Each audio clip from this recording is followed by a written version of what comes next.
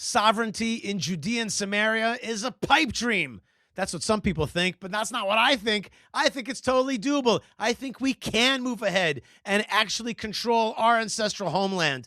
I made the case to Jonathan Schanzer, who is the executive director at FDD, Federation for Defense of Democracies, a Washington, D.C. think tank, very influential. He's a great intellectual. And we had a serious talk about how we could actually make policies of sovereignty for Judea and Samaria, for a stronger land of Israel, for Gaza as well. We didn't get into the Gaza issue as much, but Judea and Samaria, the ancestral homeland, that's where I live. That's what I represent. So-called settlers are in the right. That's my opinion. And I made the case to Jonathan Schanzer. Let's check it out. Welcome to the FDD Morning Brief, Yishai Fleisher. Howdy. Nice to see you. Nice to be with you, Jonathan. As they say in the Holy Land, howdy. All right. In the Wild West Bank. In the Wild West Bank. All right. Let's start with Hebron. Why is it so important to the Jewish people? This is just basic history. Some say it is the second most important city in Judaism. What say you? Yeah. Religiously speaking, it's the second most important city. Of course, Jerusalem's number one. But it is number one in other ways. It's the first purchase of the Jewish people in the land of Israel. Abraham, according to the story of the book of Genesis, came to Hebron, purchased a plot of land that was supposed to be a burial place for his beloved wife, Sarah. Later on, it became a mausoleum for Abraham and Sarah, Isaac, Rebekah, Jacob, and Leah. Like they say in Virginia, Virginia is for lovers. Hebron is for lovers. It's about mamas and papas. King David ruled there first. Before he moved to Jerusalem, he was king in Hebron for 7 years, and that's because he was from the tribe of Judah. Hebron is the capital of the tribe of Judah. Then he moves to, what people call Jerusalem, D.C., Jerusalem, David's capital, and he just he wants to rule all the tribes, so he wants to move away from, just the Judean capital. But Hebron remains important throughout all of Jewish history after that, and it's really the longest Jewish habitation in perpetuity. So it's in a very important spot. And finally, it houses the tomb of the patriarchs and matriarchs. 2,000 years ago, King Herod built this mammoth structure, what Dr. Noam Arnon calls the Shrine of Genesis. And it is this giant structure, a beautiful structure kept to this very day. All the other Herodian structures are ruins. This one stands as an eternal monolith for the forefathers and mothers who founded this nation. So Hebron's very important. And it happens to look just like something else that we've been to, most of us, right? It looks just like the temple in Jerusalem. That's kind of an important thing as well, right? Almost a mirror image, if you will. Well, what we have left from the temple in Jerusalem is the Western Wall. Actually, we have other walls as well. It's a little misnomered. The Southern Wall, all the other walls are still extant, but we know the Western Wall is very famous. But if you look at the Western Wall, it's got this masonry around it, these frames, and that too is what we have in Hebron. The difference is, and it's miraculous and historical, is that the building is extant. It has other layers that were added onto by the Byzantines and Muslims and Crusaders and Mamluks and the Turks, the Ottoman Turks, but the original structure still stands, and it is really one of the state of Israel's most iconic buildings. Yeah. I sometimes chide the state of Israel for not using it enough as an iconic building, and Ariel Sharon at the end of his life gave an interview to Ari Shavit, and he said, I didn't stress it enough because this is the forefathers and mothers. It's an iconic building. Instead, I over-focused on security. I should have focused more on identity. Okay. Good background. I want to ask you now, we went way past tense. Now we're going current events. What about this recent operation by the IDF and Israeli security forces just, I guess, 2 days ago, yesterday in Hebron? What was the perspective from the Jewish community? Big deal? Not a big deal? Let me go to just a tad more background so people can understand what we're talking about. Judea and Samaria, it's the areas north of Jerusalem, south of Jerusalem. It's a mountain ridge area. And the Jewish people lost control of that land in 1948. It was supposed to be Israeli, it was supposed to be Jewish, but it was lost to Jordan. Jordan attacked. We did gain independence in 1948, but lost the ancestral heartland. And so in 1967, that ancestral heartland was either, the way we see it, liberated, or how some other people say, occupied.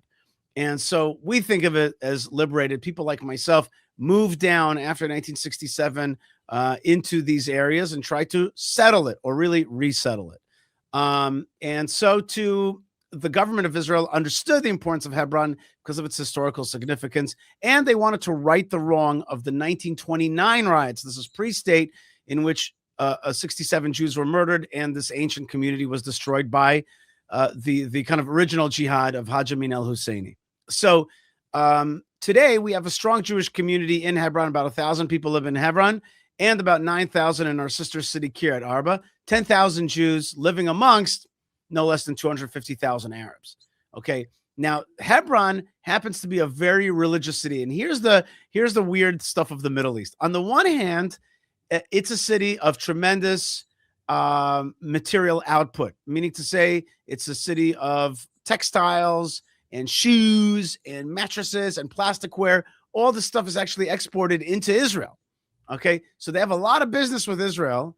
That's on the one hand. On the other hand, it's a very religious town, and it doesn't have any bars or anything like that, no movie theaters. It's a very religious town. And consequently, it also has a very strong Hamas and general jihadist presence. So therefore, the IDF has to go in from time to time, like they do in Jenin or in so-called Nablus, what we call Shechem. And in Hebron, they have to go in, and this is to the south of Jerusalem, they have to go in and get rid of the tons of, and you mentioned it, tons of illegal arms and jihadist planning against the Jews. The Palestinian Authority that controls Hebron is not friendly towards Israel, educates, brainwashes its children towards the destruction of the state of Israel and the murder of Jewish people. And from time to time, the IDF gets in there and cleans house, or as they say here in the Middle East, mows the lawn. The lawn. And so that's what happened the other day. It was much more than that, right? But it is part of a broader operation that's happening. I mean, really, since before October 7th, there have been ongoing operations in the West Bank, concerns about Judea and Samaria and the proliferation of weapons and the like. And this is just one more of those, right? I mean, that's essentially how we understand it. But here's, I guess, I think the bigger question for you. There's high tension right now, right? West Bank, Judea and Samaria, it's in the news at this moment, not because of this Hebron operation, but because the Israeli government is talking about annexing territory again. So I guess my question is, what's happening here? Why is it back in the news? Well, one piece of news that just happened in the last 24 hours is that the Jewish Community of Hebron and one of our organizations called Archivi was able to purchase 5 Arab houses in one of the Hebron neighborhoods. 5 Arab houses at once. It's like a neighborhood, and the Jews came in and they settled it, and the police was there. And by the way, the Arabs didn't have a big reaction at all. They were like, okay. In fact, we have a lot of Arabs who are interested in selling today more than ever before. What was your question exactly? How does this operation affect us? Well, no, let's move on from the operation, because I mean, I think we can all. What's the future? Yeah, well, I mean, like every time you open up one of the websites, at Times of Israel, Jerusalem Post, it's like, and then you see these comments from like the Palestinian Authority or from the Arab League or from the Saudis, and they're like, we condemn Israel for its recent statement about West Bank. Why is this happening? Why now? What's going on? In the 90s, the state of Israel went to a process called the Oslo Accords, and within that, the Hebron Accords, basically trying to give away parts of Judea and Samaria to a different sovereign, a different governing system, and that was the creation of the Palestinian Authority.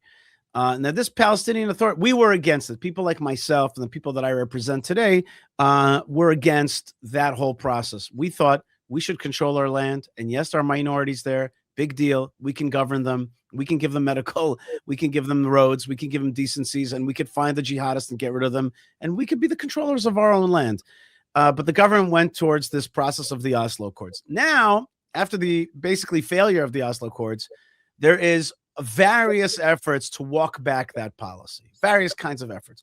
One effort is a more civilian effort to purchase land from the Arabs, to move in, to settle, and to get more people to live here. Now that we have also in our government more so-called right-wing elements, if it's Minister of Finance Smotrich, if it's Minister of National Security Ben Gvir, and others in the Likud as well, many others, we're trying to, in various ways, walk back the policy of instituting a Palestinian Authority, of having somebody else govern this land, and we're trying to reassert our sovereignty on this land. So we have tensions within the Israeli body politic. We have tensions inside of the Knesset. and we have tensions with this Palestinian Authority that continues to reign. So there's this tension, and that tension is not going to go away. This conversation, we can have it again next week and the week after, because this is a long process. Now, from people like myself, the people that I represent, we are trying, and I don't hide this at all. I'm saying it, loudly. We're proclaiming that we want to see the reneging and the walking back of the Oslo process. We want to see Israel in control. And then there's a question about how do you deal with the Arabs or the other that's in these lands. And I wrote about it in the New York Times, and I've tried to explain, the way we see it. The various entities that you mentioned, let's say Qatar. Okay, Qatar is pro-Palestinian. Qatar wants to shrink Israel. Maybe Qatar wants to get rid of Israel. It supports Hamas, et cetera, et cetera. So when we are stronger in the field, when we're stronger in Judea and Samaria, in Gaza, in Syria and Lebanon, well, they don't like that. So they're going to condemn us. They're going to give us a hard time. They want to see us be part of not the peace process, but the pieces process, where they're shrinking us in pieces and we eventually disappear. We're against that. We're for a big Israel and a strong Israel. Okay, so got it, and appreciate all the candor. I think you're very straightforward about this, not trying to hide what your end goals are. But for those that are in favor of annexation of additional territory in this part of the Middle East, I mean, I guess my question is, what are the best arguments? Before you ask your question, it's not taking more land. Israel is already, just like America controls, let's say, Puerto Rico or I don't know, the Virgin Islands. It's already a territory. It's not like more land. Israel's already a military governor in this region. And so we're talking about ancestral land. We're talking about land that currently, one way or the other, Israel administers. The question is, are we going to change the paradigm? Yeah. Right. What's the status? Got it. Now, I mean, I think the opposing argument is that all of this, whatever steps you take next, it's going to isolate Israel from the left here in the United States, from the Arabs that you're trying to normalize with, from the Europeans that you're trading with, and I don't know, everybody else, the Canadians, the Latin Americans, whatever. I mean, does Israel need more isolation right now? Is that a concern? Or is it like, hey, let's consolidate power and then figure out what happens next? I mean, what's when you think about the kind of long-term strategy from the perspective of the Israeli right, those that are in favor of annexation, and then I think maybe also there's the other question of do you really want to rule another people in perpetuity? I think those are the two questions that I get right now, and I'm just curious to hear your response. Okay, let me answer your second question first, which is, do we want to rule another people? I always tell Israelis, every power rules other people. America rules all kinds of other people. If it's Puerto Ricans or American Indians or all kinds of folks are under the control, Okinawans, whatever it is, are under the control of the United States for various reasons. All powers, certainly all powers in this region, have different kinds of peoples that they have to contend with and rule. I have no problem with ruling other people, as long as they are respectful, as long as they accept the governing body, the laws. If they act with respect, by the way, Middle Easterners totally understand that. If you're a guest in my area, you got to respect the law of the land. You got to respect the landlord. It's really pretty simple. And yeah, we have this other minority that's living here. They have to accept the fact that they're living in a Jewish state. Do I want to govern them? I'm not afraid of that. I'm not afraid of extending my hand in giving medical services. If I would be afraid of that, that would undermine my position here in the Middle East. The Middle East expects you to be a strong governor wherever you are. That's the way of this region. You have to be, the Hebrew word is mishilut. You got to hold on hard around here. You got to assert your presence and your sovereignty. If you slink away from that, well, the enemy gets the idea that you're going to shrink forever. So that's number one. With regarding to the European Union, Canadians, etc., look, they've been taught that we are the ones who have enunciated the two-state solution policy. And so now we have to enunciate something different. And I think that they'll understand it because it makes perfect sense. All you have to do to understand it is look at the map of the Middle East. Israel's a tiny little country. It's a protectorate. I like to think of it as an Indian reservation. We're a tiny Indian reservation inside of this big region. And we have got to protect our land, our ancestral homeland.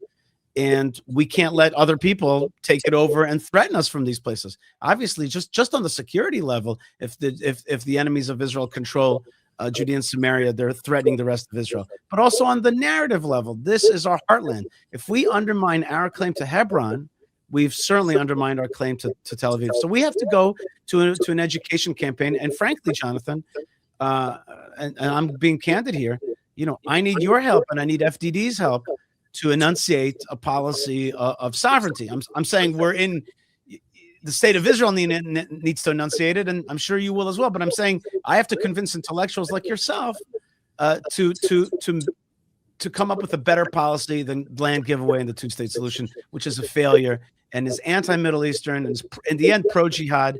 It doesn't work. Now it's time for a big Israel, a strong Israel. And I believe that a strong Israel and a big Israel is better for more people, more rights for more people through a strong Israel. Okay, I want to just maybe get into a little bit of the nitty gritty for a minute.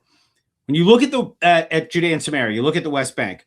Right now, it's carved up into three kind of broad, buckets, right? Area A, controlled by the Palestinian Authority. Area B, kind of a joint custody, if you will, of the Palestinians and the Israelis. Area C, this is territory controlled by Israel. How does that work? And what is your vision for converting this into something that's more, long-term? Look, Area A under Palestinian Authority control is where they hand out. I have myself picked out of the garbage Palestinian Authority books and used Google Translate or now AI to just translate it right there. And it's just horrible stuff. It's like, one dead Jew plus another dead Jew equals two dead Jews. It's like these guys are working overtime to brainwash towards what is really effectively neo-Nazism. So they control these areas, Area A. Are they strong economically? Well, not really. Is there strong governance? Well, let me put it to you this way. If you go to South Hebron Hills, out of some of the Arab towns, there flows a river of unsanitized, untreated water that flows through these beautiful biblical valleys. And the reason is because the Europeans built a water cleaning plant, treatment plant. But when the Palestinian Authority heard that also Kiryat Arba, a tiny little hamlet, would also benefit from this, they stopped using it. They didn't want to share anything with the Jews. And so raw sewage is flowing through these biblical mountains. So to me, Area A is just lawlessness, jihadism, lawlessness. And of course, ask the average Arab. This is the funniest part of it all. Ask the average Arab. They'll tell you they're corrupt. They misuse the money that they receive from international organizations, line their pockets. The people aren't receiving good hospitals, good roads, good education. And by the way, I want to tell you, I'm embarrassed that the state of Israel has allowed such a thing to be on the thumb over the Arabs. It's embarrassing to me. Why should we allow such a thing to happen on our land? Water should be clean, roads should be safe, hospitals should be decent. And so Area A is Palestinian Authority control. And by the way, if you look at their maps, if you look at their mugs, it shows the whole state of Israel and the word Palestine on it. They want to see the end of Israel, what they call the occupation. And they're the flip side of the coin of Hamas. This is an important thing to know. October 7th, Hamas, October 7th, they're so bad. Who pays their salaries? The PA, the Palestinian Authority. It's just simply the suit and tie other side of the coin of Hamas. They're the same thing, essentially. I know you've spent a lot of time parsing out the distinctions, but essentially speaking, the PA is paying for Hamas terrorists. So, come on, what are we parsing here? It's the same thing. Area B, mixed control, as you said, the military control by Israel, and Area C is where we live, where I'm sitting right now. There have been changes now in the state of Israel about purchasing land in this area and governing land. Basically, they've given a lot more governance to the local municipalities, and basically where Jews are is now going to be kind of Jewish controlled. I know that sounds weird, but basically in Hebron, we had a situation where the Jewish mayor of Hebron had very limited abilities to govern our region, and the PA was in charge of garbage and infrastructure and all that kind of stuff like that. Now we're going to get much more of that control to ourselves, and this is what the bad guys would like to call creeping sovereignty, creeping annexation. It is. It's exactly what it is. We're moving towards more and more and towards sovereignty in this land.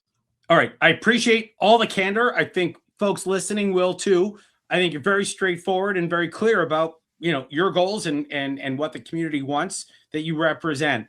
I want to just give you one last and I think that many Arabs will be thankful. Many Arabs, I meet Arabs all the time. Okay, I'm in contact with Arabs all the time, and they say to me completely different things than you hear in the news. They say to me, just give me a blue identity card, i.e. Israeli residency. Just give me residency. Protect me from the PA that you brought upon us. Give me a decent life. I just want a decent life. Or they say to me, what's going to be, like a Middle East type phrase, and I tell them, we're going to be sovereign here. You're going to have decency and opportunity. You're going to be a resident. You're going to have your rights to your house and you're going to be protected. You're going to have, your wives are going to have decent hospitals. Your kids are going to have decent schools, job opportunities, as long as you're loyal to the Jewish state of Israel. They say, inshallah, with the help of God. That sounds great. So that's what they say to me. So I'm not just talking about some kind of Jewish rights thing. I'm talking about a bigger Israel, a Jewish state with minorities, well-adjusted, with upward mobility, doing well in our land, and of course, post-jihad. All right. We're running out of time here. We ran a little late. I had like 4 other questions for you, but the conversation got really interesting and I just didn't want to stop you. So we're going to have you back on another time. I'm fully aware that not everything that you say, everybody's going to agree with, but like I said, as we started, we're not afraid of strong opinions here. And I definitely appreciate your candor. I want to thank you, Yishai Fleisher, for joining us this morning on the FDD Morning Brief. Thank you, Jonathan, and Shabbat Shalom from the land of Israel. All right, folks, I hope you enjoyed my discussion with FDD's Jonathan Schanzer. He's a great intellectual, great thinker, and I made the case for sovereignty and Jewish rights in Judea and Samaria. If you believe in what we believe, then you want to strengthen the land of Israel, please go to fightforisrael.org, fightforisrael.org. Make the land of Israel stronger by supporting farming, resettlement, beautification, strengthening the nascent farms, and restoration of biblical holy sites, and the continuing narrative war, which is what we're doing. Another way to support the narrative war on the Yishai Fleisher TV channel is by liking, subscribing, commenting at Yishai Fleisher TV, becoming a member, and checking out our web store. Finally, check out buymeacoffee.com/Yishai to help us program, continue to push it out. Our great team, it makes a tremendous difference. We need your help. Lots of love, lots of blessings from the land of blessings, and shalom.